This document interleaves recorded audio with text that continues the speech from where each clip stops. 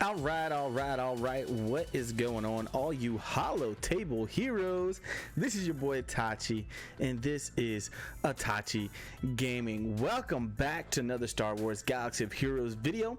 And tonight we're going to be talking a little bit about Veteran Han Chewie and and then the Finalizer, as well as some of these new requirements for Galactic Legends. Oh man, this is crazy. All right, so let's get it started with that intro, baby.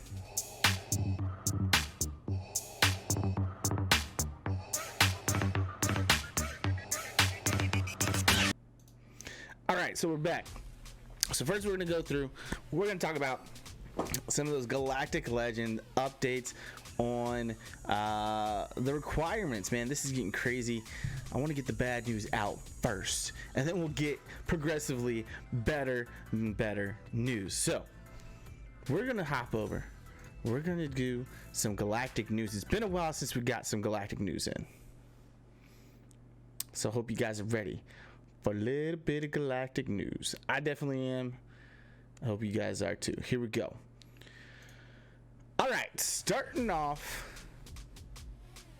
not with this. Let's start off and talk about the requirements in the journey guide for Kylo Ren in Rey. So Kylo Ren, not too bad, and I'll tell you why in a little bit. You'll understand why it's not too bad. We got Sith Trooper, and Sith Trooper is pretty awesome, to be honest with you.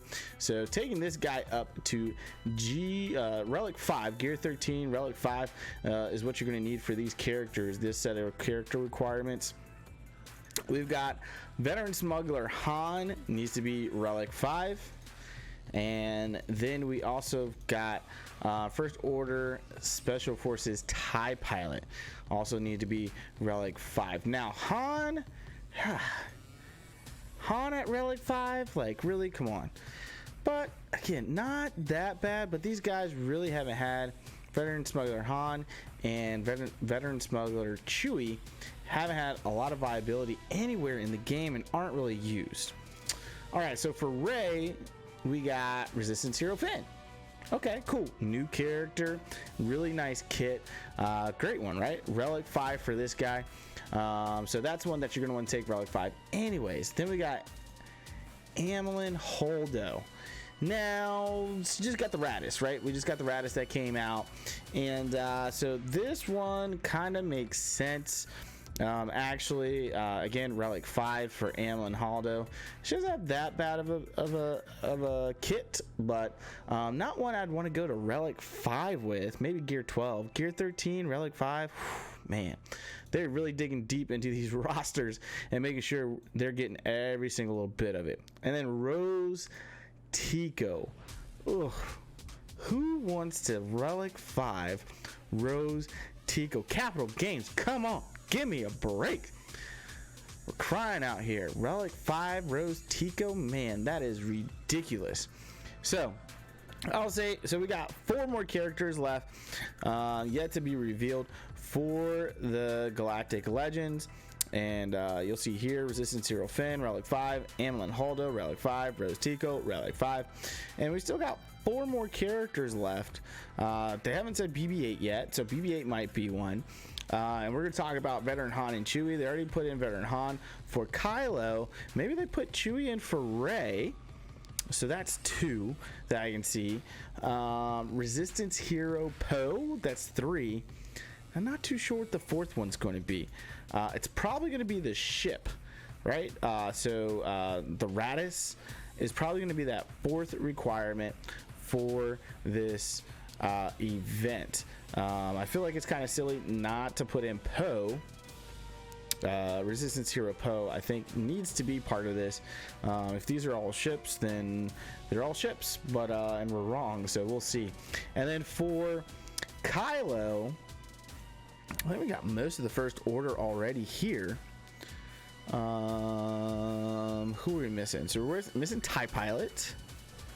We got Executioner. We got Stormtrooper. We're missing Hux. So TIE Pilot, Hux. And who else are we missing? Phasma's already in there. So we're missing regular TIE pilot. We're missing Hux. And who else? Sith Troopers there. Everybody else is here. So outside TIE pilot and Hux, those are only the two that I can see being required as far as the character level is concerned. We'll probably have Hux's ship, which we'll talk about here in a little bit with the Finalizer. All right. Speaking of which, let's get ready to get over to some new kits that are going on right now in the galaxy. So, yesterday, February 27th, we got a post from CGSB Crumb, and he says, "Hi, Holotable heroes. The third group of Galactic Legends requirements is join the journey guide later today. The batch, spoiler alert, includes veteran smuggler Han Solo as a requirement for Galactic Legend Kylo Ren to highlight the importance of Kylo's relationship with his father during his journey. Although we have lots of focus on the Galactic Legends, we wanted to use this opportunity to do a touch-up, not a rework, but a touch-up on veteran smuggler Han, as well as veteran smuggler Chewbacca, since we're sure Chewie would be after our arms if we separated him from Han. The veterans can now better fit into a resistance squad and assist in their fight, as they do. The changes to their kits are listed below in a future update. See you on the Holotables." So everything that's new is going to be in green. Anything that has been removed will be in red and struck through. So veteran smuggler Han Solo, he's going to add the resistance tag to his scoundrel smuggler attacker and light side. His special Can I Try That is going to deal physical damage to all enemies, stun the primary target for 1 turn. It used to be with 80% chance to inflict ability block. Now it's going to inflict ability block on all enemies for 1 turn. The unique partner in crime is now resistance rapport. In final text, Han has 25% critical chance and 50% health steal when veteran smuggler Chewbacca or a resistance ally is in the leader slot, or a resistance ally in the leader slot takes damage. Han gains 20% critical damage stacking until he scores a critical hit. When veteran smuggler Chewbacca or a resistance ally in the leader slot is defeated, Han gains 100% turn meter, his cooldowns are reset, and he takes an additional turn after his next turn, max 1 bonus turn. Alright, none of the other abilities are altered. So veteran smuggler Chewbacca, again, we're just adding on the resistance tag and his tags. His basic explosive bolts deal physical damage to target enemy. It used to say with 80% chance to inflict daze for 2 turns. Now it's going to inflict daze for 2 turns. And then his unique partner in crime is the same as Han Solo, except it's going to say veteran smuggler Han instead of Chewie, and we're keeping the resistance ally in the leader slot part. Nothing else has changed, so a little bit more viability for resistance for veteran Han and Chewie. Maybe we'll see some really cool builds with them. Maybe they're going to be more important in the future. Maybe we get some reworks. I don't know, but the fact that they are actually allowing the debuffs to actually just go on to the enemy as opposed to having a chance to inflict it, and adding a resistance ally in the leader slot for their uniques is pretty good. It's good. Yeah. So moving on. This is what I am excited about, ladies and gentlemen. General Hux's Finalizer. It's the capital ship, dark side capital ship, and it's the First Order. This trader got his own capital ship. Highlights: ultimate ability is usable at the start of the battle. Inflicts crippling debuff hunted on enemies and activates first order reinforcement abilities at the start of the battle. Holy moly. Alright, ultimate ability being usable at the start of the battle is huge. We're going to get a new debuff, which we'll talk about a little bit later as we go through the kit. And then this is pretty big too. There's no ship that allows you to do this. Activating first order reinforcement abilities at the start of battle. So that should mean that the ships that are in your starting lineup are going to have their reinforcement abilities activated. That's pretty cool. All right. Let's move on down and talk about his basic lay waste. There's the animation for it. It's his basic ability. Looks like we've got calling in an ally to assist on this. So let's read it and see what is going on here. Deal physical damage to target enemy. If the target is hunted, deal damage a second time. So the capital ship is going to attack twice if it is hunted. Target ally gains critical damage up for 2 turns, and if they are first order, they are also called to assist, dealing 30% less damage. So his basic will attack twice if the target happens to be hunted, and you're going to target an ally to give it critical damage up for 2 turns, and if they are first order, they're also going to be called to assist. So quite literally, this ship is going to fire his cannons twice and call a first order ally to assist. You're going to be giving him critical damage up for 2 turns. So this basic is pretty on the offensive here already. Counter to Holdo's Radis, which is very, very defensive. It's trying to hold on and things like that. So let's see what's next. Special number 1 is Quell with a cooldown of 2. So target final text, deal physical damage to target enemy and inflict offense down, target lock for 3 turns. If the target is resistant or hunted, these effects can't be resisted. So if you're going against resistance, or you've inflicted this hunted debuff that we haven't seen yet, it's going to allow the effect can't be, the offense down, and the target lock can't be avoided. It can't be resisted. That is crazy. That's pretty cool.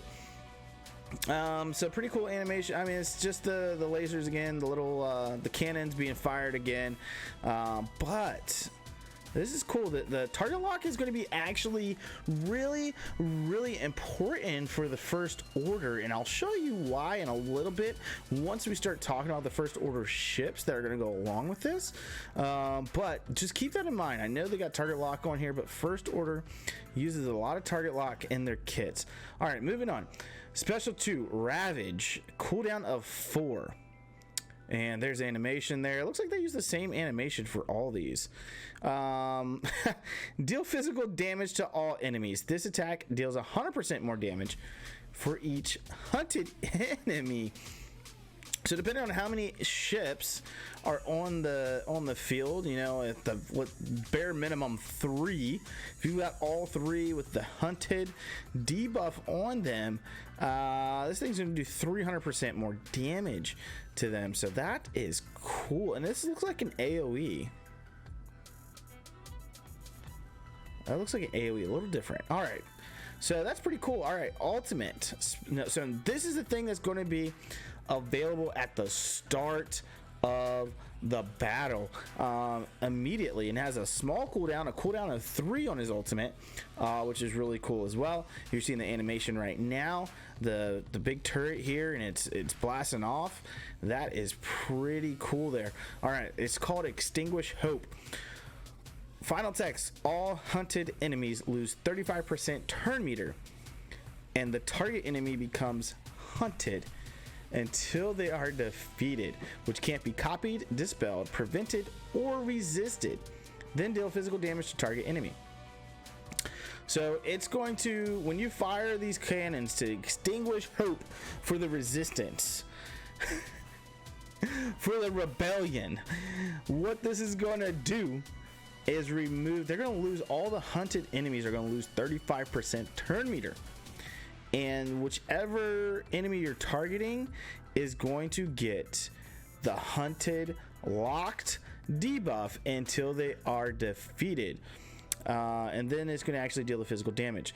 First order allies gain defense penetration and offense up for 2 turns. This ability can't be evaded and is available for use at the start of the battle.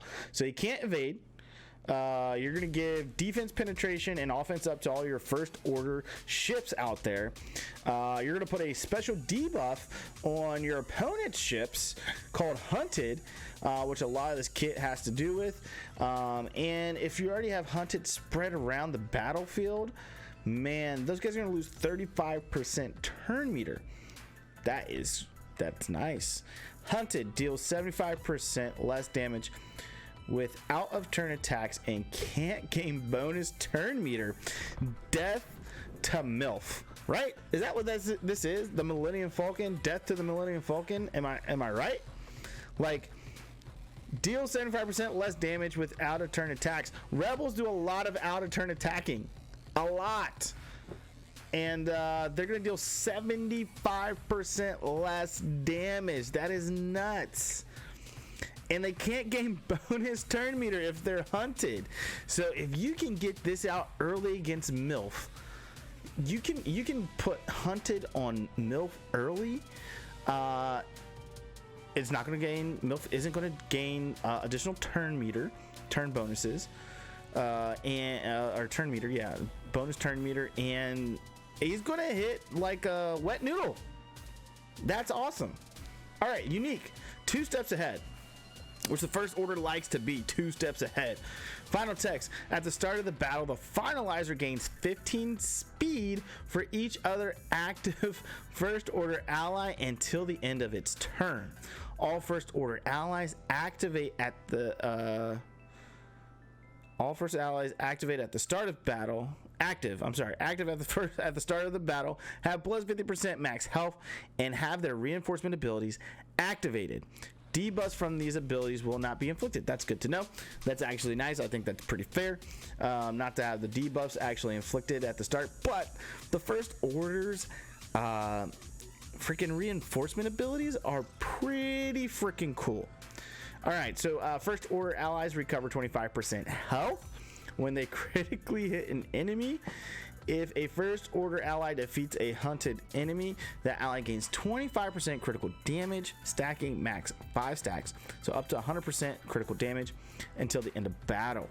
Man, that's crazy. 15 speed for each other active first order ally, so it's not going to count itself. So you'll start with 3 ships, so 3 first order ships, which is going to give it plus 45 speed to his base, which could help you outrun Admiral Akbar and the rebel fleet, to be completely honest with you. And it's going to help them be a little bit more survivable with the recover 25% health when they critically hit an enemy. And first order ships do a lot of critical hits. We've got it throughout the kit with increasing that chance to be able to critically hit enemies. Reinforcement bonus. Reinforcements gain advantage for 2 turns. If the reinforcement is first order, they also gain 25% critical damage. There we go again, more critical damage added to these guys. These guys are going to hit hard until the end of battle. And the Finalizer gains 30% turn meter. So each time you reinforce with a first order ally, the Finalizer is going to gain 30% turn meter. And then that ship is also going to get plus 25% critical damage. This is awesome kit. I have to say, they're doing some exciting things. CG is doing some exciting things with ships, and it's good to, I mean, this content is nice. Some of this content is nice. This is some nice content right here, making ships to be more fun and entertaining. And we're getting into a round robin or a multi-meta type of feel. We've got the Negotiator, we've got the Malevolence. Now I don't know if this is going to be able to beat one of those, but we also have Admiral Akbar Home 1 Rebels. This is definitely going to be able to defeat Home 1 Rebels. Then you just got the Resistance, just got their new capital ship. So this is getting pretty cool. And if based off of this kit, it's a lot of offense. if this is able for something like Territory Wars or Grand Arena, this fleet might be able to go in and actually just kind of like blow through home one. People are putting home one on defense. They're saving their more offensive team for offense, and having an additional fleet for Grand Arena, for Territory Wars, to be able to go in and actually defeat home one without having to use things like the Negotiator or the Malevolence. It just gives you some more viability, some more weapons to use in Grand Arena and Territory Wars. So this, I think, is a huge ship coming to us here very soon. Now, with that said, let's take a look at the rest of the first order ships that are going to be used with this capital ship with General Hux, and just kind of take a look at the kit and see how this is all going to play together. TIE Silencer, great ship in the game. It's an easy hard node to farm because you also get crew in it, and crew you're going to need for a Galactic Legend, Kylo Ren. And so with this, when we look at his kit, let's look at his kit. Let's start. I'm really excited about this. Let's start with his reinforcement, because most people don't get to use his reinforcement because he's primarily used for stunning enemies, right? He's used for stunning. You really want him in the starting lineup. You're going to want him in the starting lineup on this. But let's take a look and read this part. Afterburner. Enter the battlefield. The TIE Silencer gains plus 25% offense and the Afterburner buff, which can't be prevented or dispelled. What is the Afterburner buff? When the TIE Silencer attacks with advantage, reduce its cooldowns by 1. When a first order ally takes damage, the TIE Silencer has a 50% chance to gain advantage for 2 turns. So this is going to allow TIE Silencer to continuously increase or decrease his cooldowns, reduce the cooldowns by 1, which means he's going to be able to use things like his special Overwhelming Advantage quicker and more often, and having more turn meter and being able to use your abilities quicker is huge and critical in this game. With the turn-based game, deal physical damage to target enemy. If the TIE Silencer has advantage, this attack deals 100% more damage. If this attack defeats an enemy, gain 20% turn meter. So much turn meter you're going to see here with the first order, and foresight for 2 turns. So Overwhelming Advantage, it has a cooldown of 3. When you have Afterburner, you're going to be able to as long as it's got an advantage, it's going to reduce its cooldowns, and you're going to be able to get advantage quite a bit on this ship. Disruptive Advance is his basic. Deal physical damage to target enemy and stun them for 1 turn if they have more than 50% turn meter. Otherwise, gain advantage for 2 turns. So if they've got 50% turn meter, you're going to stun them. If they don't, you're going to gain advantage for 2 turns. And if you gain advantage, you're able to just do some crazy things in this, man. Having advantage with the Afterburner on. When it attacks with advantage, reduce its cooldowns by 1. So you're going to gain advantage if you're not attacking a ship that has more than 50% turn meter, and then you're going to be able to reset your cooldowns. Well, not completely reset it, but bring your cooldowns down for your special Overwhelming Advantage. And this guy's going to attack for a lot. His crew power, each time TIE Silencer is damaged or damages a target locked enemy. So if he's damaged, or if he's damaging a target locked enemy, if you remember about the Finalizer's kit, it's got a lot of target lock stuff synergy in it. He's going to gains 10% turn meter, more turn meter, and 15% offense, stacking until the end of the encounter. So this plus the Finalizer, this is going to be a very hard hitting ship. It's already a hard hitting ship. It's going to get even harder hitting, and I'm pretty excited about this capital ship. All right, we got first order TIE fighter, which is actually recommended for your opening squad, and this guy's going to gain plus 10% turn meter. So he inflicts target lock with his enter the battlefield with his reinforcement here, and inflicts target lock on target enemy for 2 turns, which he won't be able to do if he is in the starting lineup, which can't be evaded or resisted. But he's going to give all allies gain 15% turn meter. So the 15% turn meter is the big thing here. Relentless Pursuit, he's going to gain turn meter again. TIE Fighter gains 15% turn meter whenever a target locked enemy is damaged by an attack. We've got a lot of target lock in these kits. Deal physical damage with a 50% chance to attack again. Each hit has a 60% chance to inflict target lock for 2 turns. So even with the kits of these ships, you're going to be able to get target lock. And then his crew ability, deal physical damage to target enemy, target lock, strafe's cooldown is refreshed. All right, this is another big one that you should start off with, probably in your starting one. And your starting lineup is Kylo Ren's Command Shuttle. Now, this is really cool kit. Kylo Ren's Command Shuttle removes 20% turn meter from enemy ships when they are called in as reinforcements. So, Kylo Ren's Command Shuttle gains 20% turn meter when an enemy reinforces other first order allies gain half that amount. So you're going to feed turn meter to the entire fleet with having Kylo Ren's Command Shuttle in the beginning of the battle. Now, some of these the crew powers, right, are going to give plus 40 speed. It has protection and plus 100% counter chance. First order ally takes damage. Kylo Ren's Command Shuttle gains 15% turn meter, and all his cooldowns are reduced by 1. So these ships, read these guys, because they're going to be putting on target lock. They're going to be gaining turn meter all throughout these kits for these ships. It's crazy.